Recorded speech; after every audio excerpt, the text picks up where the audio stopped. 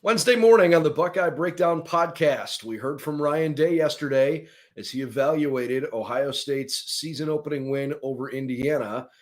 We talked with him about a lot of things, and we got some answers, but maybe not all of the answers we were looking for. Certainly got a little insight on the offensive line. Ryan Day claims that the issues they saw on camera are fixable. We're going to discuss a little bit how fixable we think those issues are. We also heard him elaborate a bit on quarterback performance and on the plan moving forward with both Kyle and Devin, given that Youngstown State is coming to town this week. We've got lots to discuss on this Wednesday morning edition of the Buckeye Breakdown podcast. We've got the whole crew together as we cover Ohio State with our instant analysis from Ohio State. There's something that doesn't feel right. Unbelievable effort from him today. Is E.J. Liddell going to crack the first team All Big Ten? I think he can be the guy. I'm not trying to start a quarterback controversy. He seems to have the durability. He certainly has the toughness. Is the question on a lot of people's minds here. Welcome to Buckeye Breakdown.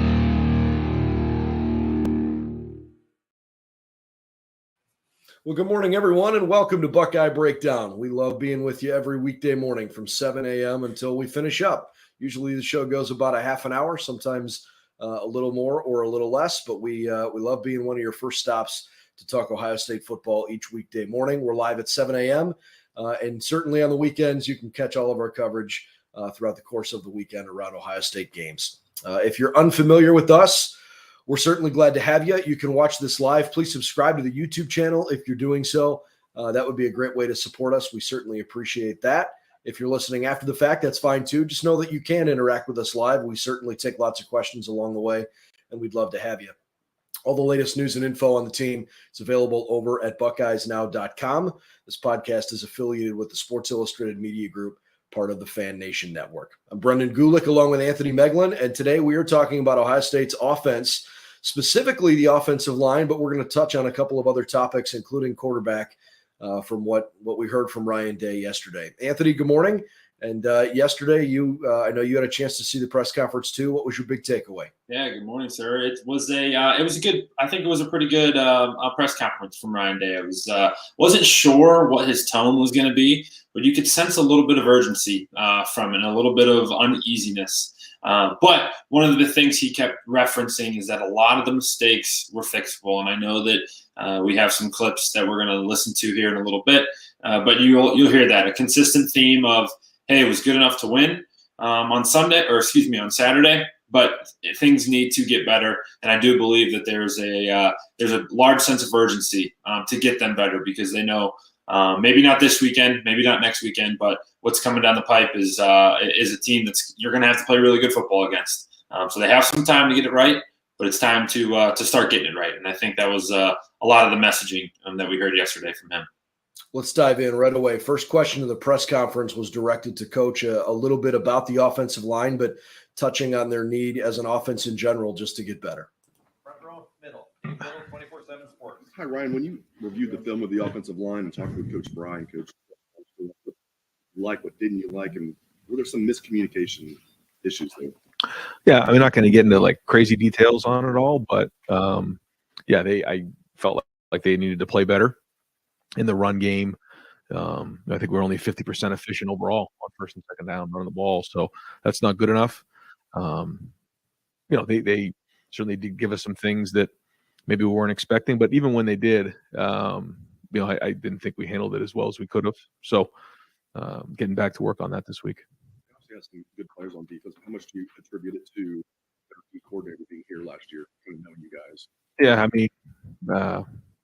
I don't know. Listen, there was times where that didn't play into account at all, and we got to execute better. It's just the bottom line. And I think what happens sometimes is when you get into preseason camp and you run plays and it goes on to the next period or the next drill, you don't quite feel the consequences of not executing at a high level, and that's what happened on Saturday. Seeing the situational things, but we got off schedule in the run game, and we can't do that. Obviously, there were some moments that were pretty frustrating, and I thought, that was the right mentality, I suppose, the right approach for him, to walk out of week one and say, like, okay, they're There were some decent things. But I also thought it was fair that he didn't hide the fact that there were obviously some issues there. Yeah, absolutely. And I think one of the big things I take away from even just that little clip there is what he said at the end. When you get into camp mode, it's all practice mode, and it's, hey, defense won that period or offense won that period, and then we're on to special teams or we're on to back to individual or something. You just move right along. And his quote there at the end saying, in camp mode, sometimes you don't feel the consequences of losing a period or the consequences of 2 back-to-back bad plays. Whereas on Saturday, he kept referencing the run game. Everyone from a PFF grade didn't really grade out well in the run. Did okay in the pass game, but the run game looked to be a little bit of a struggle. And when you do get off schedule, it makes things really tough. And that's what we saw on Saturday. A lot of third and longs, which isn't what you want to be. A lot of second and longs, which is obviously not what you want to be, because it puts a lot of pressure on the quarterback, and it puts a lot of pressure then on the offensive line to protect when teams know you're in obvious passing situations. So everything's connected, and I like what he said about having to change the way they practice, or maybe just change the mindset of, hey, when you lose a period, you have to feel it, because on Saturday you definitely will feel it. Does that mean they're going to run more this week? You think so? You think there'd be some kind of a punishment or even on Saturday, just really looking to establish it. A clip that he gets to later, a quote he gets to later was his disappointment in the physicality of his offensive line. And that's not something you hear often from him or you see often from an Ohio State offensive line. Those guys are built different, right? These are huge human beings who are athletic, who are some of the best players at their position in the country, and they were struggling to move people. He referenced it a couple times. We have to move people. We have to be the enforcer, and you'll see that on Saturday, of course, with the difference in skill level. But it will be good to start to get that mindset of, hey, we can be dominant. You guys up front, build that confidence, build that belief in yourself that I'm stronger, bigger and stronger than the guy across from me, and I'm going to go show it. Sometimes you got to throw the X's and O's out the window and just be more physical than the guy lined up right across from you. And that's something that was interesting to hear him say, and something of note of like, hey, we need to just up our physicality, and that'll take us a long way before getting into the schematics of it all. Yeah, and while I agree with that, I find myself at a little bit of a crossroads, because that was a problem against Michigan each of the last 2 years, right? And so they need to prove to themselves, hey, look, we can be tougher, we can be stronger, we can be better at the point of attack, we need to be better at the line of scrimmage, period, point blank. But I guess where I struggle a little bit is, he essentially said yesterday, we have to establish the run here. We can't be relying on the pass all the time. Sometimes you have to draw a line in the sand and move some people, and we have to do that better. And I hear him. I just don't know that I 100% agree, because I know what I've seen from his offense the last 4+ years now, where they rely on the pass way more than the run, and it works, right? I understand that the game is played on the ground for the most part, and that's like old Big Ten football, and you've got a great running back room, so you want to use it. But I don't know that I love the idea just on paper, and I don't mean any disrespect to G. Scott, who I thought played fine this weekend. I don't know that I love the idea of Ohio State too regularly being in 3 tight end formations where Luke Montgomery, a backup offensive lineman, comes into play tight end, along with Cade Stover and G. Scott. And you have a running back on the field, which means you've got 1 wide receiver on the field. So you take either Marvin or Emeka off to put a 3rd tight end in the game. And especially if the Buckeyes are going to run a stretch play. And for example, we saw this a couple times on Saturday where Donovan Jackson was trying to pull into a hole that he couldn't even get to because he had to pull so far into a play I just thought was poorly designed. So I want Ohio State's best players on the field, and I don't know the specific circumstances around what goes into the thought process for when they're calling plays, who's out there and who's not. Yeah, you wish he'd get into more of that, and he never will because he doesn't have to. Yeah, right. And there's a reason behind it. Are they trying to protect the quarterback? We referenced it a number of times. That offense looked different. I even went back. Some of our followers leaving some good comments like, "Hey, this." Basically, one of them was, Kyle's game on Saturday didn't really relate to CJ's first game against Minnesota. So I went back and watched a couple of those clips, and it just looked entirely different. Like, we're in the shotgun back, 3 years ago, and you're in the shotgun more. You're throwing it. Yeah, wasn't completing the ball, but they were ripping it all over the field. I think, he had 20 attempts by halftime and finished in the 40s. It just looked totally different, and you wonder if he feels that he's handicapped at quarterback. And he may be, he may not be. You don't know, because when we saw the clips of Kyle getting to just really throw it, he looked good. He looked solid. The ball came out well. It was accurate, making some decent decisions. The decisions are going to get better, but you don't know really what the thought process is on why you're trying to lead the offense on or through the run game. I mean, he referenced that. I've referenced that a number of times. You don't know what that reason is because your best players are your wide receivers. And we're going to say that until we're blue in the face because it's true. Why take them off the field? There should be no scenario. There should be no plays on Saturdays where Marvin Harrison and Emeka Egbuka aren't on the field. There just shouldn't be any of them because we even saw the clip at the end in the red zone. When Marvin's on the field, he requires 4 eyes. He requires 2 guys to guard him at all times.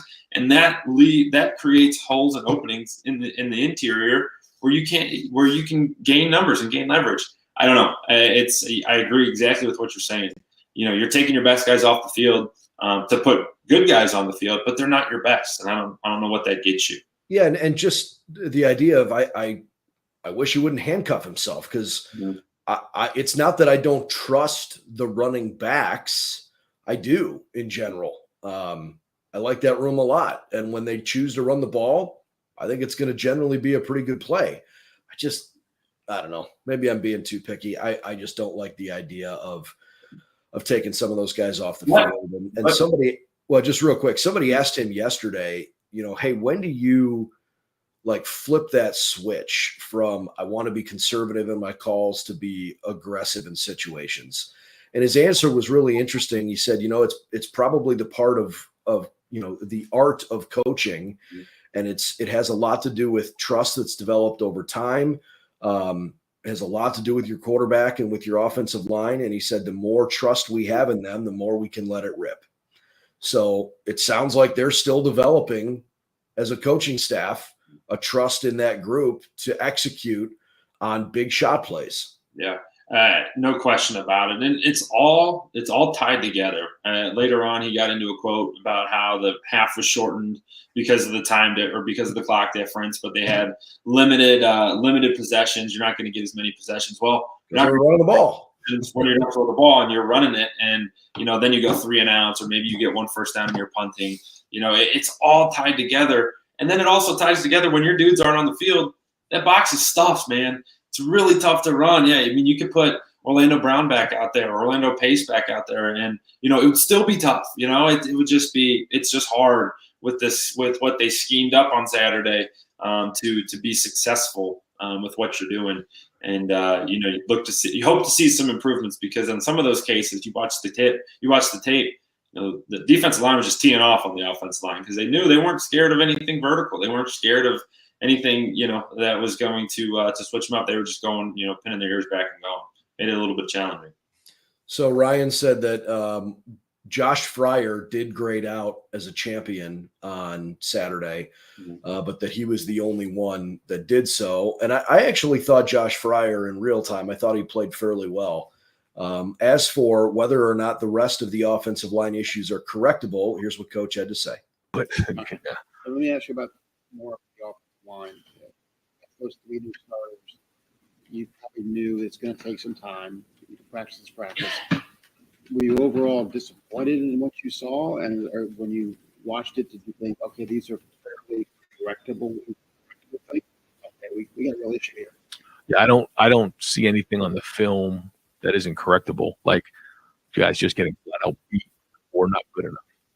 So that is the most encouraging thing. I think they are things that can get corrected. Would have loved to see better execution, but the things that we've seen there are all correctable. So the filter that we often hear from Coach Day when he's evaluating tape is that, problems that show up are for one of three reasons. It either wasn't coached right, it wasn't schemed up right in the first place, or the personnel can't get it done. So is it a player problem? Is it a teaching problem, or is it a schematic problem? And I don't know that he necessarily gave away which one it was there, other than saying the issues are fixable. So that means the players must be good enough to be able to get it done. I guess we'll find out if they think it's a schematic problem in games moving forward. Maybe they just didn't teach it well enough. I don't know, but I think they are probably shouldering the blame on some of that. No question. And like you said, it doesn't seem to me that he's concerned. And I do believe with the tone he was speaking with yesterday, he would have hinted at, hey, we need to make a change or something needs to happen, personnel wise, just the way he was talking yesterday. However, I think this goes back to some of the earlier points we had last week where it could be anybody. It could be you could have played Youngstown State last week. You could have played Notre Dame in week one. Week one is impossible to prepare for. And you had a good question yesterday to Jim Knowles about the offense that they were preparing for, and you just have no tape. So the way that the offensive run game is built during the week, the coaches will watch the tape, determine, hey, we're going to get a 3-4 this week, or we're going to get a 4-3 this week, or a 3-3-5 stack this week.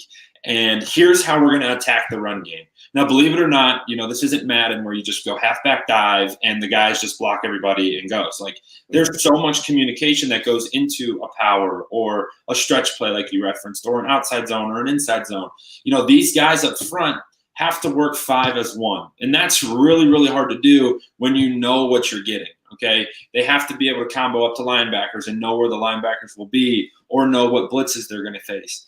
When you have no tape on anybody and they can come out and do whatever they want and there's no rhyme or reason potentially, makes it really, really, really, really hard to adjust mid-game. It's hard on the coaches to adjust mid-game. It's hard on the guys to adjust mid-game, especially with the young guys and the lack of experience you have up front. Because a lot of times the center controls that. Like, hey, coach, we're getting a 3-4. Here's what we need on the right side. Here's what we need on the left side. It's Carson Hinsman's first game ever, so that factors into it. All of those things really tie together. And I think that kind of goes into what coach was saying. It was like, hey, none of these were like this guy can't play problems. A lot of it can be changed, can be coached, and can be fixed, which is certainly encouraging to hear. And a lot of that, I'm sure, is built off of, hey, we know what we're going to get next week. Here's how you adjust to this blitz, or here's how you adjust to this stunt, or here's how we have to combo up to this guy and this. So there's improvements that can be made based on just having the ability to prepare for somebody and know what they're going to come and bring at you. I mean, he was asked point blank about Carson Hinsman in general. How did you think Carson played? And he actually gave a fairly encouraging answer and said, I thought he played fine. It wasn't, a terrific performance, but given the circumstances, he said he was encouraged by Carson's performance. And, you probably have a couple calls you don't like, but for the most part, he was in a pretty good spot. So, again, if you're going to make some mistakes, but you still win, I guess that's a lot easier to swallow.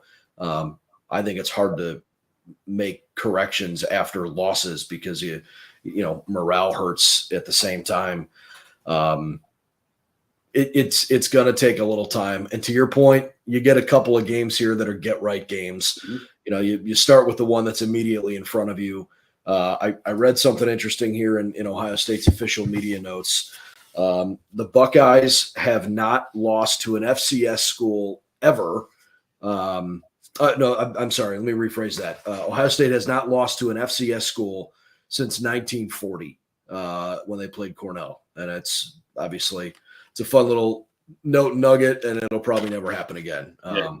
I'm not anticipating Ohio State losing to Youngstown State.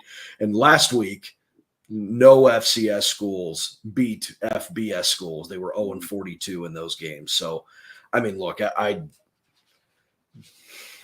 the Buckeyes are playing a team on Saturday that has a lot of guys from Ohio, and Ryan Day alluded to the fact that they're going to play with some pride because they're coming to play in the Horseshoe, and that's a cool moment. Without being disrespectful, I think everybody on the planet knows that Ohio State's going to be the better team on Saturday. Yeah, and from a kind of behind the scenes look at it, this isn't groundbreaking stuff, but you'll do let's say a run period. Okay, if it's a 10-minute run period in practice, you'll do 5 minutes on Youngstown State, and they're doing 5 minutes on Notre Dame. That's the way that these practices go when you are facing an inferior opponent. And now they may not outwardly say it. The coaches may not be saying, "All right, Notre Dame time," but you're filtering in Notre Dame looks, you're filtering in Notre Dame coverages, or whatever you're working on, so that these guys start seeing it. Because, like you said, without being disrespectful, and even Coach I thought he had a great answer. He goes, "Hey, this is an important game because Jim Tressel's the president of Youngstown State, and he's going to be coming back to the shoe, and these are Ohio guys. Youngstown guys are tough, and this is one we're not taking lightly. However, they understand the circumstances. I think we all do. That this is a get right game for them, and they do need to get right. You need to see improvements across the field, and just start seeing this Ohio State team look like Ohio State." Just for clarity, I think Coach Tress retired as the president back in February, but he certainly has been at Youngstown State now for a good little while. All right, wouldn't be a Buckeye Breakdown podcast without talking quarterback for a minute or two, so let's do that as we kind of wrap things up. I don't think we got any clarity on exactly how Ryan wants to handle the quarterback situation. He said once again, Kyle's a starter, and I like the fact that Kyle's a starter, and I don't have any problem with it. I just didn't understand his approach last week, and I realized things happen. He called it a little bit of a gut feeling as the game was going on. He didn't say anything that would indicate that Devin Brown has no shot anymore. He continued to call this thing, somewhat of an extended competition. He said, and I quote, "Our goal is to have a good quarterback room and win games. I don't really want to draw hard lines in the sand." Okay, but I don't know what Devin Brown could possibly do this week or next week to suddenly overtake Kyle and become the guy by Notre Dame. So that just doesn't really resonate with me. But again, I thought we saw enough good things from Kyle anyways on Saturday. And now you're going to go see a team that you should totally control the line of scrimmage, and you shouldn't have any problem in the secondary. I would think Ohio State's going to probably pick apart the Penguins a little bit. Here's what Coach had to say when I asked him yesterday about evaluating McCord's tape when he sat down with Kyle and what Kyle thought of his performance. Coach, I assume when you sit down with Kyle, there's some feedback that you get, and I assume you asked him some self-assessment. How did he seem to feel about the way he performed? Yeah, you just kind of ask, how do you feel? How did it go out there? And I think we both felt the same way. There was some good moments, some good throws, some other things that you wish you had back. When you look at first-time starters here in the past, I mean, that was probably similar. Would have liked to seen him get more snaps. Like to see Devin get more snaps in the game. That didn't happen just because the number of plays it just didn't quite get over 70. You'd like to get into that area, but I think that there was a lot of things to learn from, but also some good plays as well. So it was good enough to win in this game, which was the most important thing. But it's not just Kyle; it's the offense across the board. It won't be good enough moving forward to reach our goals. I think they just got cut off there at the end. He said it wasn't going to be good enough going forward to reach their goals. Look, I think that's a fair evaluation of saying, hey, fine, good start. Let's not overreact to week one. Some good things and some things we need to work on. And if you missed our podcast on Monday, we did I thought a pretty cool film breakdown. We looked at lots of different plays, pointing out some of those things. Hey, here was some really good stuff. And gosh, here were some flat out misses. from the quarterback spot, from the offensive line play, from lots of spots on the field where Ohio State needs to be more efficient. So not surprised that Kyle was sort of on that same page where he probably walked away from that game going, all right, that was fine. But a couple throws I'd like to have back, the missed check down, the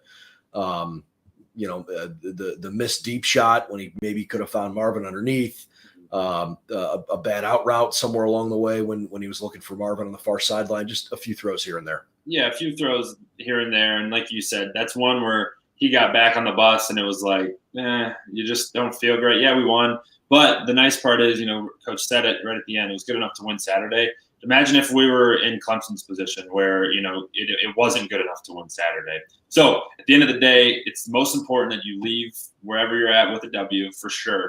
And then you just get better, And I think what he had to say there, what Coach Day said about him not seeing enough snaps or wanting to see more snaps, I think that tells me a little bit like, hey, we want Kyle to get the lion's share of snaps, but have Devin prepared just in case. You think back to the national championship year when it went JT and then Cardale Jones ended up, having to come in and win the national title and, a lot of stuff. You want to have guys ready just in case, but I think that I think you'll see it Saturday. I think it'll be pretty evident. In my opinion, I could be wrong, but in my opinion, I think, he'll roll Kyle out there. Like you said, Kyle will play until the game's kind of in hand, and then you'll see Devin start getting some snaps. Like I said, could be wrong, but that's kind of what I'm reading from the tea leaves that we've been given. And you just hope that he's making those right improvements. I will say this, as much as I have spent the last several days and certainly the last 20 minutes clamoring that Marvin and Emeka need to be on the field constantly or darn near all the time, Saturday, I sincerely hope that Marvin Harrison Jr. is targeted a bunch on the first drive, maybe the second drive. Yeah. And then I hope the training staff takes his helmet and gives him a pair of shorts and a T-shirt and says, please watch the rest of the game from the sideline. There's just no reason to have, those guys on the field in a game where you're playing an FCS opponent. Like, go get in a little bit of a rhythm and please get out of the game healthy. Yeah, absolutely. It was a scary one on Saturday. It would have been over on the far side of the field where he went up. Kyle missed him. It was like that out route. Kyle missed on his backside. He jumped up for it and came down and smacked his elbow, and it looked bad. I've had shoulder injuries myself, and the first thing I thought was, this isn't good. It didn't look good. He was on the ground for a little bit. Thank God he got up.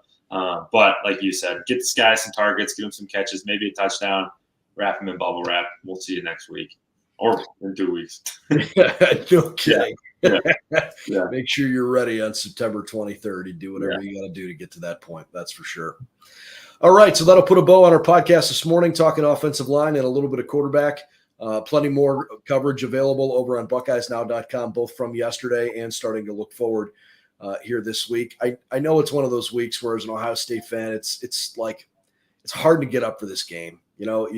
You have a hard time getting fired up to watch Ohio State play against Youngstown State. But I think if you approach it with the right mentality and realize that, you're going to win, try to watch for some specific areas of growth. Like let's watch the left side of the offensive line in particular. Let's watch schematically what kinds of formations do the Buckeyes come out in? Are they going to run I-form against Youngstown State? They don't need to win the game. Maybe they're doing it because they want to practice it. I don't know. What kinds of things are they not putting on film because they're trying to keep, some stuff maybe held back before they play Notre Dame in a couple weeks? Will Cade Stover continue to be as involved in the pass game as he was coming off of a career high performance last week? In fact, Julian Fleming's 6 catches on Saturday were a single game career high for him. Will he continue to be involved as heavily in the pass game? There are a lot of things we can watch for on the offensive side of the ball. And, certainly the defense more than did its job. I mean, a 3-point performance is terrific.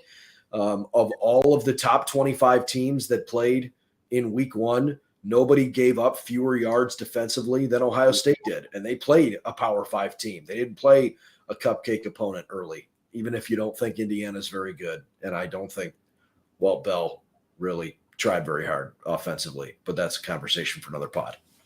So look, there were some good signs on both sides of the ball, and I think you can find ways to evaluate a game against a lesser opponent to see some growth. And if nothing else, man, like I said, it's a get right game, and we're looking forward to covering it for you along the way. And it's Buckeyes in the shoe. So yeah, take all those things and enjoy a beautiful day watching the Scarlet and Gray and the Horseshoe. You can't beat that. We'll be there. Can't wait to cover it for you live, and we've got more coverage coming for you leading up to the game on Saturday afternoon. For Anthony Meglin, I'm Brendan Gulick. Thanks for subscribing to the YouTube channel. If you're watching live with us, no problem. If you listen after the fact too, that's fine. But please know we're live 7 a.m. every weekday morning, and we'll continue to bring you the latest from the Woody Hayes Athletic Center. BuckeyesNow.com for all the latest. Hope you enjoyed our coverage this morning, and we'll see you again tomorrow morning.